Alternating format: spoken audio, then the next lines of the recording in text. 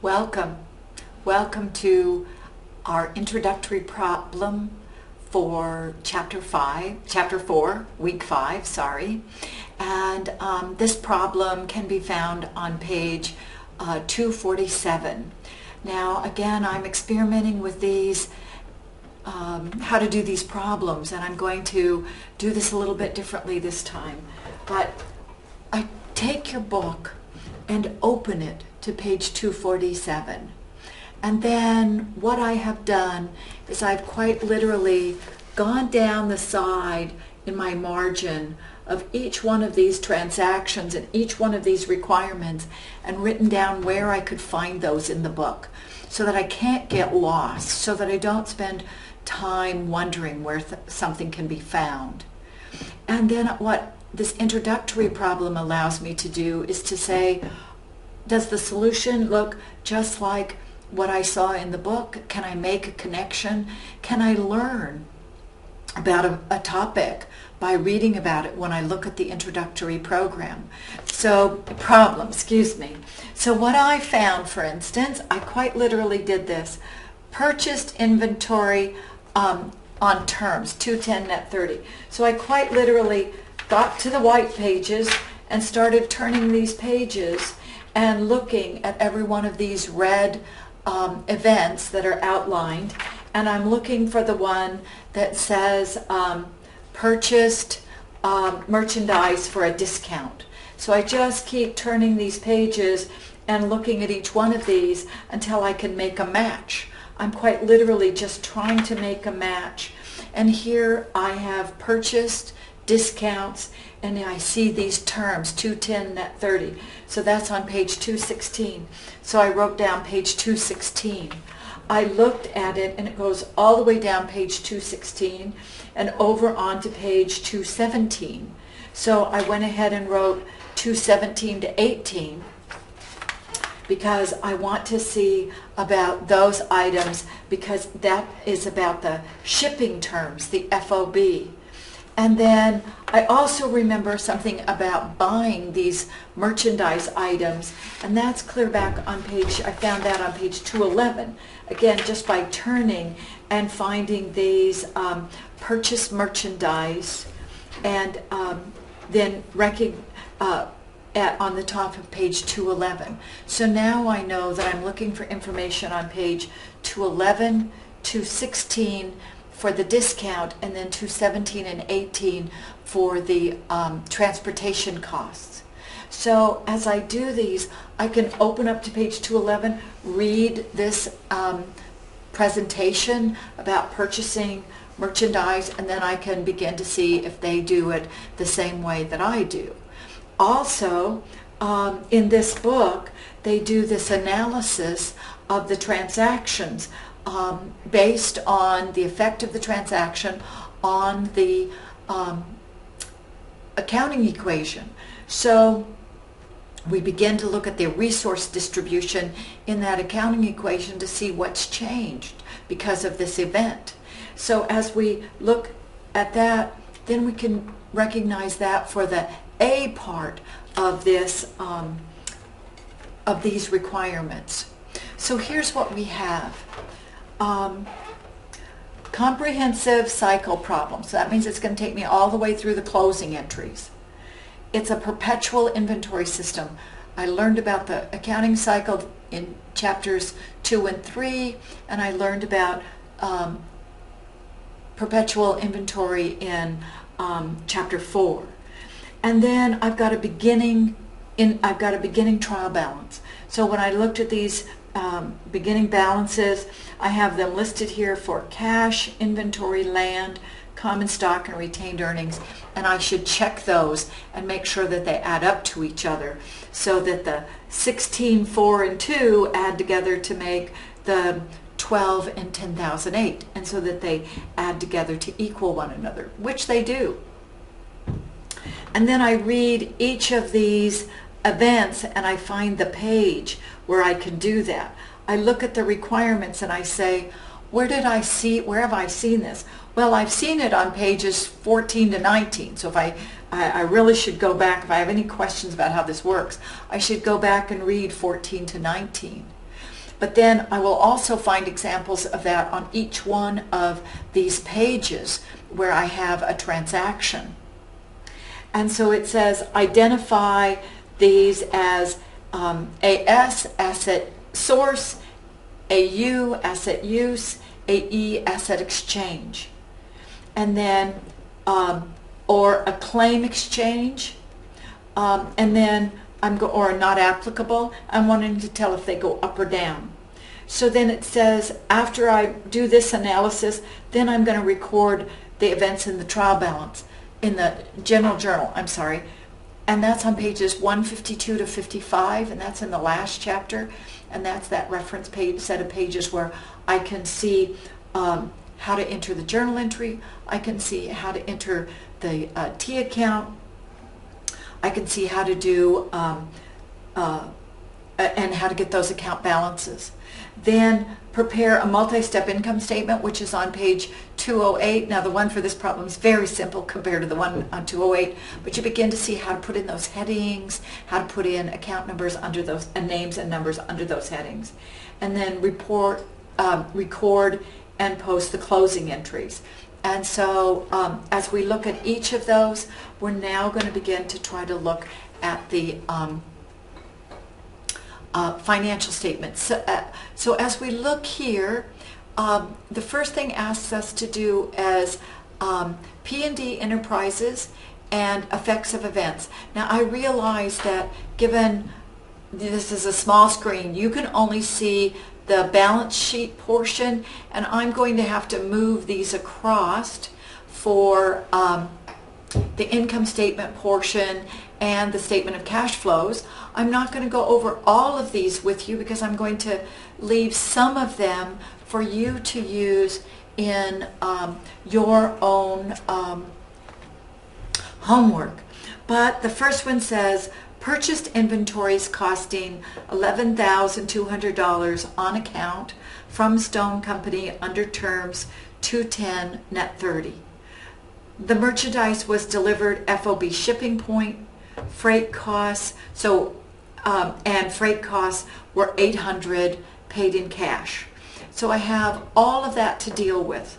I found the merchandise on page 211, so my first task would be to turn to 211, read this about purchasing merchandise, and then inventory, and then next thing would be to read 216 about discounts, and then 217 and 18 about transportation. And then I'd have to put all of that into my analysis. I'd have to look at every one of those analyses. So as we go across here, we have assets going up for the inventory on the balance sheet. We have liabilities going up because of the obligation to pay this account payable. There's no equity transactions. There are no revenue and expense transactions, so those are all not applicable. And there's no cash transaction, so it's not applicable. So as we look at that, even though there's a lot of complexity there, everything was being done through assets and liabilities. No other accounts were being affected. And it's a source of assets. We're getting new inventory. Now on the freight down here, that was the purchase. On the freight, that's the part B. It's an asset exchange, cash for the service of shipping our goods. So assets here are going up because I'm getting more goods, but assets are also coming down because I'm doing that for cash. So my inventory is going up, my cash is going down. So I have a plus and a minus in assets. But then I don't have any other effects. Now it is an operating activity over here for cash is going down, and it's an operating activity because it's an expense. So the cash flows are going down. So you will have to take the time. This isn't going to be just a quick jump into it, but you're going to have to take the time to look at each one of these, turn to the page in the book where the example is, and then follow the example of the effect of the event. Now, you're going to be very tempted to say, oh, I can do that, without really going to those locations, and perhaps you can. But my guess is that you will need the book for a reference, and you'll learn a lot more if you go and read the book looking for each one of these transactions. So now number 2 says returned. So I have a return. $600 of inventory that was purchased because the inventory was damaged in transit. The seller agreed to pay the return freight costs. So I'm not going to have freight out, but I am going to have the freight in costs. So that's on page 215 and page 226. Went, looked it up, found out where the purchase was, and this is about just the return. The return freight is what I have to work on. So the return is an asset use, and assets are going down, and my liability is going down because I don't have that inventory obligation anymore. I don't have that inventory anymore, and I don't have that inventory obligation. So liabilities are going down as well. Now as we go across, we find nothing in the income statement and nothing in the cash flow because I just returned the things and he paid for them. So there's no cash flow changes to me. And I think if you will take the time to study each one of these and see how they work. Now, you'll notice that they broke out the discounts and the payments separately in between 3A and B. And I would encourage you to look at it and make sure that you can do the same thing. So as you look at each one of these, take the time to review them. Now I'm going to go on to the journal entries. And if you can't, maybe I should, I told you once where the transactions were, but maybe I should tell you again. Maybe I went too fast. So for transaction number 1, I think you're going to want to look at pages 211, 216, 217, and 218. For number 2, I think you're going to want to look at page 215 and page 226. I'm saying go back, read those passages, and see what they mean to you, and then work on our problem using those page references. Number 3, page 216. Number 5, page 225 and 227. Number 5, 225 and 227. Number 6, 219. 219 for number 6. Number 7, 227. And what I'd like you to do is I'd like you to just turn through the pages, and if doing this problem you don't want to turn through the pages, you just want to turn to the page I've given you, that'll give you familiarity at least. Turn directly to that page, look for the red letters about the event, see how the event matches to the event you're reading, and then read about that event. Study the schematics of the journal entries and the event analysis, and begin to see how these fit together, even T accounts if they're given. So number 7 is 227, 227 for number 7. 8 is 220, 220 for number 8. 9, now I couldn't find anything in our chapter for number 9, but I found something on page 147 in the last chapter. So sometimes we do link these together by chapter. Now this one is an adjusting entry, and so I found it back in the adjusting entry chapter 147, page 147. And then took a physical count of the inventory. Now this you're going to use the equation on page 214, and it's going to lead you into page 224 and 225. So it's also, that math is given, that problem is worked, that sample is given in the solution. So I want you to be sure that you find page 214 for the math equation that you need to use, and then 224 and 225 to analyze the results of the math equation. Again, requirement A was on page 14 to 19, and then used again in all these pages in our chapter. And then B, requirement B, is page 154 to 152, 152 to 155.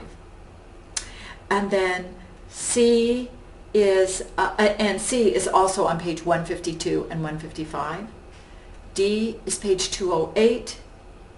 And I didn't actually look up the closing entries, but I can do that fairly quickly. I know that there is one that I saw in this chapter, and maybe not, because I don't see it now.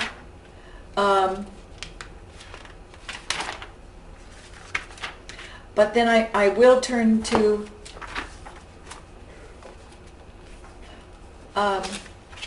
I know what it looks like in the last chapter, and the closing entries are on page 155, so I guess I already had that covered, and it really goes to page 157 to get all the way to the post-closing trial balance, so 155 to 157. So there I feel like a good Samaritan that I have gone through and looked those pages up for you, and so that you can begin to get into the rhythm of starting to read a problem, go find where that's discussed in the chapter and write it down. And then when you get them all identified, you're ready to address the problem, and then read the requirement and come back and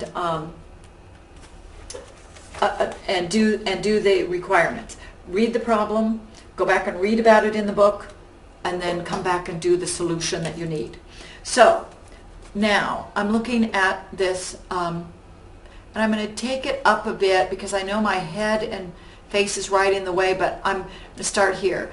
And we have, perhaps you can see my hand, problem 247 A and B, and then 247A, and this is requirement, and A is being continued, and this is requirement B. So you have the title of the general journal here with the year. You have the date in the first column, the account titles in the second column, the debit is on the left, the credit is on the right.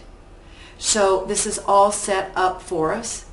And number one says purchase inventory costing $11,200 on account from Stone Company under terms 210 net 30.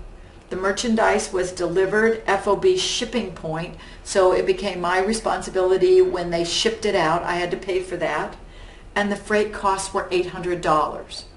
So now I have two separate A and B type parts of this transaction, because I would have bought the merchandise from the vendor that sold it to me, and I would have paid for the shipping to the shipper.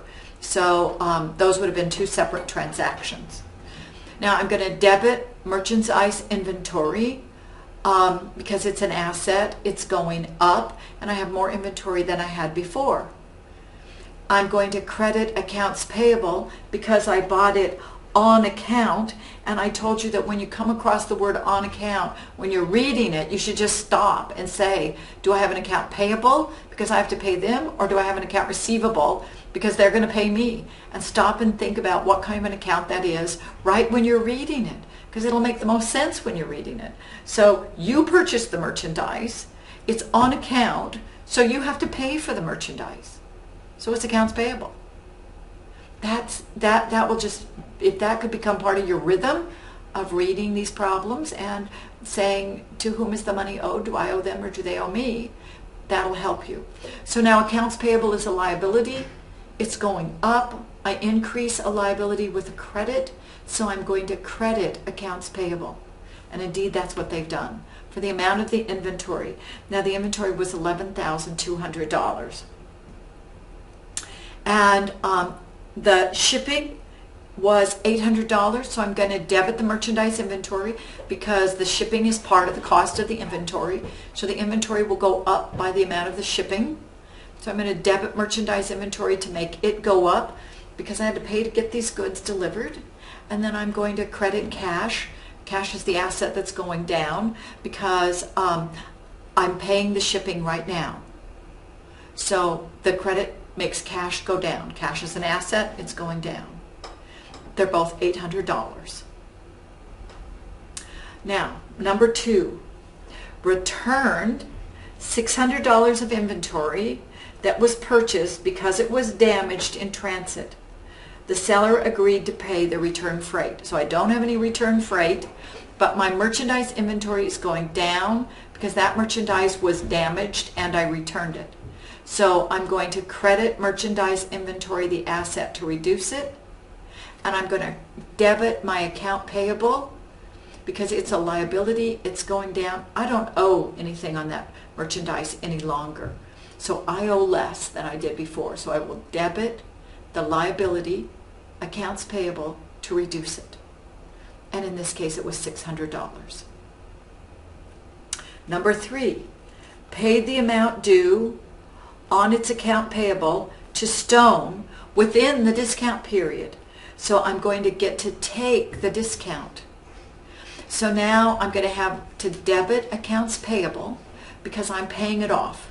And I'm going to credit merchandise inventory because I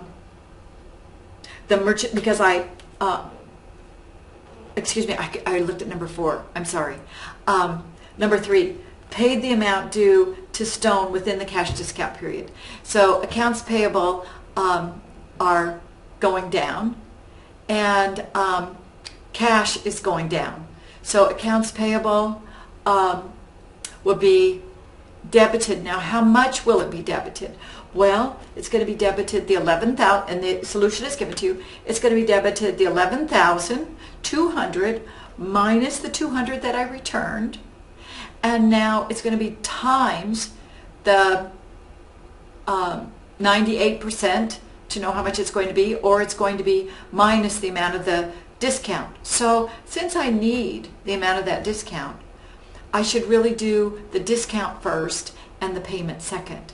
So I'm going to get to take the discount. So I'm going to do debit accounts payable, $11,000 minus $600 times 2%. And the answer to that is $212. And then I'm going to credit the merchandise inventory to make it go down by the amount of the discount because it didn't cost me that much. I get to save $212 in the cost of my merchandise inventory. So I'm going to credit merchandise inventory to make it go down by $212. Now I'm ready to pay it because I know how much it is. I'm ready to pay for this merchandise. So now the debit's going to be due with accounts payable to make them go down. Credit's going to be to cash because cash is an asset and it's reducing. And it's going to be $11,200 minus $600 return minus $212 discount. So now that inventory ends up costing me $10,388 instead of $11,200. Save almost $100 because of my returns. Almost $1,000, excuse me, because of my returns and because of my discount. So as we begin to see how we have to keep track of these details, we have to do the math carefully, and it's helpful to see a solution so we can see where to write down those numbers. Some of you may have had some accounting before and you wrote down the numbers underneath the transaction, in the line underneath the transaction, and that's certainly all right to do as well. It's just not how the author of the solution chose to do it. Now the next one says sold, in number 4, sold the inventory at a cost of that had cost $8,000. So that's a different inventory for $13,500. The sale was on account, so that's going to be an account receivable. They're going to have to pay me under the terms 210 net 45. So if they'll pay it off in 10 days, I'll give them a 2% discount. That's what I'm saying. So in number 4, we break it out into A and B. And A is the sale, and that was shown on page 216. And then B is the reduction in inventory. So A, the sale. Debit accounts receivable, because they owe me the money. I'm going to remember to scroll this up so you can see what I'm talking about too. Maybe I'll leave it just in case you couldn't see the first one. Here is the way that's presented. Of course, you can see it on your own solution, and you might have these all printed out for this review. Now let's look at this two-part transaction for sales. We have debit to accounts receivable, the asset that's going up because they owe us more money. The credit to sales revenue, because our revenues are going up and we increase our revenue with a credit. So debit the receivable, credit the revenue, $13,500, the amount of the sale. Now the B part of this is to record the $8,000 cost of the original inventory. Remember that on a perpetual inventory, we always make the sale and the reduction of the inventory 2 different journal entries at the same time, categorizing them as an A and a B. So now we have debit cost of goods sold, our expense, it's going up, so we're going to debit it to increase it, and credit merchandise inventory, the asset, credit it to reduce it because it's going down. We don't have that merchandise inventory anymore. We've given it up to our customers. So now that transaction is debit accounts receivable, credit sales, debit our expense, credit our asset. Debit our expense, cost of goods sold, credit our asset. Now, there are all of these transactions that go on, and I'm not going to do them all for you because there's a great deal more to do with this problem, but I am going to pull something up here to the top the best I can, and I think it's right here. Now, they have cost of goods sold and merchandise inventory, and I'm going to read you number 10. Took a physical count indicating that $6,500 of inventory was on hand at the end of the accounting period. Now I find that equation where I use ending inventory on page 214. So when I turn to page 214, I'm going to find an insert check yourself box here, and it's going to say beginning inventory plus purchases makes goods available. What I had plus what I bought, it was what I had available, minus my ending inventory to get my cost of goods sold. So if I look at that equation and I write it down, beginning inventory plus purchases equals goods available, and then ending inventory minus ending inventory equals cost of goods sold, and I come back over here to my problem, well, the beginning inventory is up here in the beginning trial balance. So it was $4,000. So we're going to start this equation with $4,000. And I hope you can see it right here. And I think I'm going to just pull that up a little bit more so you can see. It'll be over this camera shot for sure. Now then, I had a purchase of $11,200, and I had a purchase of $800 of freight that went along with that. But I had a return of $600 and a discount of $1,200. So that was my purchases. And then I had a sale of $8,000 that went out of my inventory. And I had $1,200 of, I'm trying to remember the exactly what I think that was freight. And so I get a goods available of $8,388. So as I look at this, what was in my inventory, I'm going to go back and grab the 1200 just so we can all see it. It's right here. That was my next sale. Merchandise, that was 5B. So this is my A and B. Whoops. This is my A and B on my sales. There we go. No, I don't want to quite that high. There we go.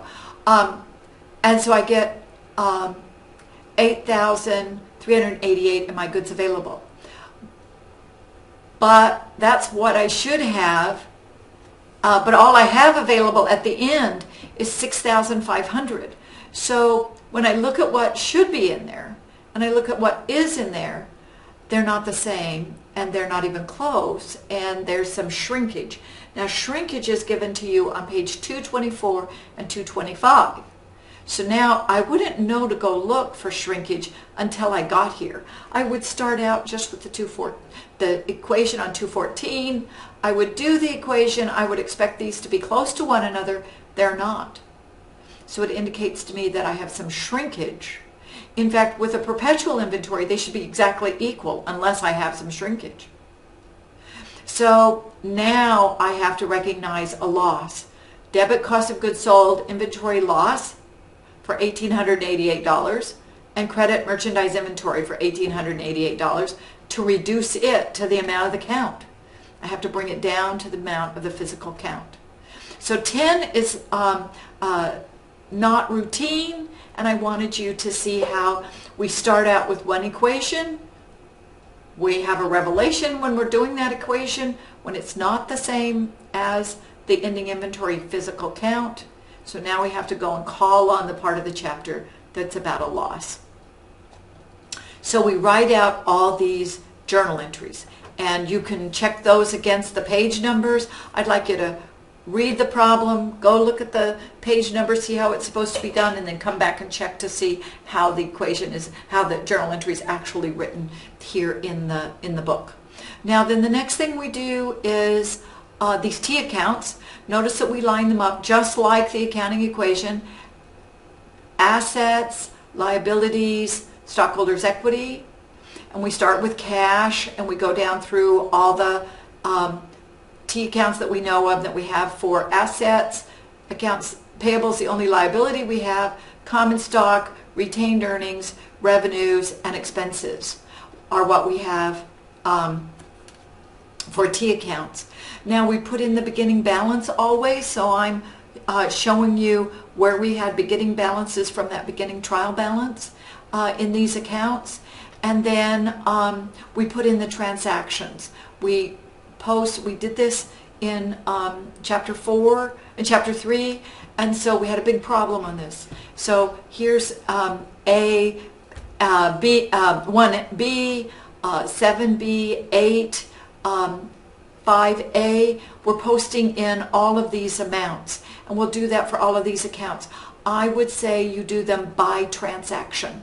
So you want to do transaction 1, and transaction 2 and transaction 3. You want to do 1A and 1B and post each of those amounts. And then you calculate the balance in the accounts. The balance is always what we would expect to be a normal balance. Normal balances being the way the account is increased. So we would expect the assets to all have debit balances, and indeed they do. We would expect the liabilities to have credit balances, but it has a zero balance because we paid off all our bills.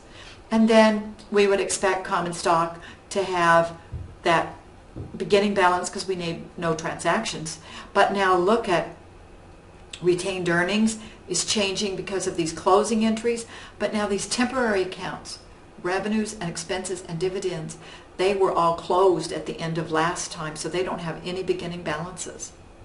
So now we put in the transactions for revenues, the transactions for cost of goods sold, the transactions for transportation, and then we put in the transactions for interest revenue and for the gain on the sale of the land. And remember, those gains are wealth that's generated by exchanging transactions rather than by earning it through sales. So we're not earning gains through sales. We're having gains through exchanges in our assets and our liabilities. So we get the balances of all of these, and then we're asked to prepare some financial statements using those account balances. So you can see that our incomes, here's financial statements, here's our income statement. You can see ours is really quite small, quite simple. Net sales, cost of goods sold, gross margin, operating expense does have one little separate expense. You get operating income, income from operating the business, and then non-operating income. Non-operating items being the revenue that you got from interest, because that's not part of your operations, that's from your investments. And gains, that was the sale of an asset that you're not going to use anymore, so you reduced your asset base by the sale of that land. And then you get your net income. So this is, I agree, this is a simple one, but it's a nice one for the beginning. Now here's a statement of change in owner's equity. It should look just like we had before. Beginning common stock plus stock issued to get ending stock. That's the contributed part of the owner's equity. The earned part of the owner's equity is down here with beginning retained earnings plus net income to get ending retained earnings. We didn't have any dividends in this problem. And get stockholders' equity. And then we get a balance sheet. Now, remember, balance sheets have to balance, so assets have to equal liabilities plus owner's equity. So be sure that you double check yourself. If those don't equal, don't accept the answer. You made a mistake someplace, and you got to go back and correct it.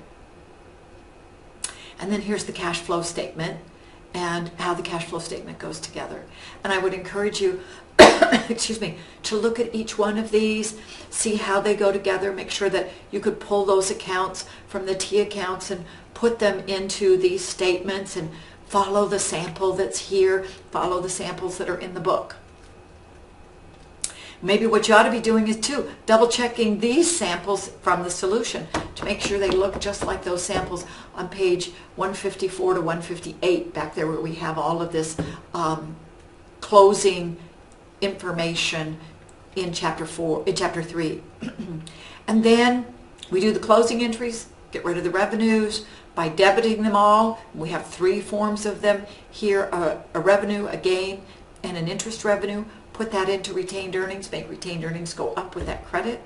And then debit retained earnings, make it come down by those expenses, but close out the expenses, cost of goods sold, and transportation out. So this is a fairly simple problem in the sense that it gives you a lot of transactions, but they all go through cost of goods sold. So I picked a problem that you didn't have a bevy of expense accounts to worry about, just 2, but I wanted to make sure that you got to see these transactions. So that's why I think this is a good introductory problem. It gives you a lot of experience with transactions, but not to be accountable for a number of expenses. And then we get the post-closing trial balance. Now, this post-closing trial balance looks very much like the beginning one. We have those 3 assets, and we have those 2 liabilities and owner's equity. And so in this case, it's only common stock and retained earnings. We paid off all our liabilities. So it looks much like what we had at the beginning of the problem. Now, I've tried to review all of this for you. I know these videos are getting longer, but the work is getting more complex. And so if you have any questions on any of this, I'm scrolling back towards the beginning so we can review some of the transactions that we did, some of the accounting methods that we used, T accounts, journal entries, and we began with an analysis of the economic events themselves to see what kind of events they were. Were they asset exchanges, asset supplies, and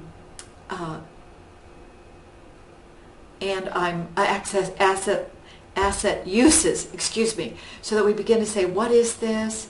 Is it going up or down? What's changing? This is very fundamental. This is fundamental thinking about understanding the economic nature of these transactions. And then once we understand the economic nature of them, we can begin assigning them to accounts. And we can begin saying, okay, which of these liabilities do they go to? Which of these assets is being affected? And so we put that in our journal entries.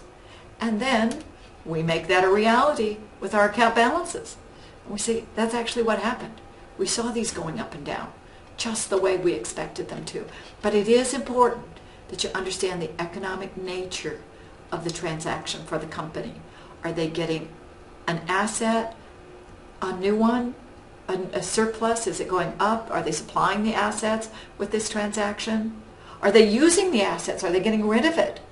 Or is it just an exchange with an asset that really has no effect on the supply of assets? Asset numbers are just the same. It's only the distribution of them within that number that's changed. So was it an asset supply? Was it an asset use? Or was it just a redistribution within the assets we already had? I hope you will take the time to work this problem and listen to my presentation, follow my suggestions. I know the problems will take longer to work, but you'll learn more. And it'll give you a focused learning. You'll be an active learner because you'll be saying, I need this information on page 411, on 211, so I'm going to go read it on 211. And when I'm going to understand it, then I'm going to use that understanding to write this do this analysis and write this transaction that I have to write, and even post it to the D accounts if I want to, right at the time, instead of saving up all that posting. And then begin to see that the analysis I do in the economic effect analysis becomes a reality when it's exactly the same economic effect that happens in these T accounts. T accounts are changing just the way I said that they would way back here. All right. Enough about the introductory problem. I encourage you to work it, to use it as a learning tool, to get back into the chapter, and then be ready to do your own work. So this video is finished. I've now talked 42 minutes just on this one problem. So I'll see you at the next video, and have a good rest of the day.